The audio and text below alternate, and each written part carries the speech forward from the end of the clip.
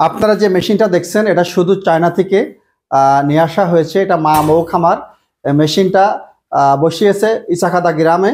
এই এটা হচ্ছে 120 কেজি ডাইস, এখানে 120 কেজি মধু দেওয়া হয়। আর এইটা হচ্ছে ভিতরে ফাঁপা আছে, পানি আছে। এই পানিটা মূলত হিট হয়, পানি হিট হয়ে মধু হিট হয়। সরাসরি মধুতে হিট দিলে মধুর গুণগত মান নষ্ট হয়ে যায়, এই জন্য পানি হিট দিতে হয়।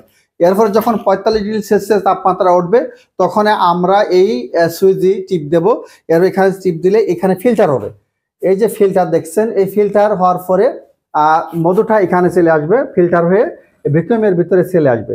এখানে আসার পরে মধু এবং মধুর ভিতরে যে পানি থাকে, এক মন মধুতে 5 কেজি 6 কেজি পানি বের হয়।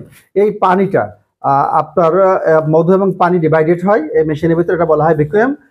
পানিটা আপনার উপর দুটি এখানে জমা হবে আর মধু এখানে থাকবে। এক ডাইস মধু প্রসেস করতে আপনাকে 20 গ্রেডে আনতে 40 থেকে 45 মিনিট সময় লাগবে। আমরা দেখবো যে মধু গ্রেড হয়েছে কিনা।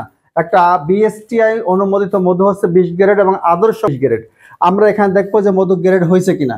মধু গ্রেড হওয়ার পরে আমরা এখানে এই মেশিনে সিগন্যাল দেবে যে মধু 20 গ্রেড হয়েছে। আমরা তখন যখন 20 গ্রেড হবে তখন আমরা মধুটা নামিয়ে ফেলবো। এক ডাইস মধু প্রসেস করতে সময় লাগে প্রায় 40 থেকে 45 মিনিট। মেশিনের সংক্ষিপ্ত বিবরণ। আর এই মধু কোথায় কোথায় যায় আপনার এখান থেকে? আমার মধু এখানে এই মেশিনে প্রসেস করার পর আমরা বোতলজাত করি, আমাদের বিএসটিআই অনুমোদিত আছে।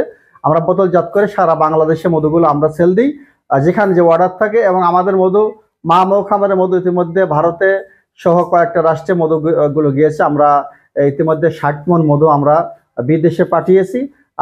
মা মৌ খামারের মধু দীর্ঘ 35 বছর ধরে আপনাদেরকে সেবা দিয়ে যাচ্ছে। মধু সুনামের সঙ্গে মধু কাস্টমার পাচ্ছে এবং আমার কাস্টমারদেরকে আমরা সেবা দিয়ে যাচ্ছি। এটা হচ্ছে সরিষা ফুলের মধু। সরিষা ফুলের মধু শীতে জমে যায়। বৈজ্ঞানিক ব্যাখ্যা আছে মধুতে প্রাকৃতিক গ্লুকোজের পরিমাণ বেশি এবং পানির পরিমাণ কম থাকার কারণে মধুটা জমে যায়।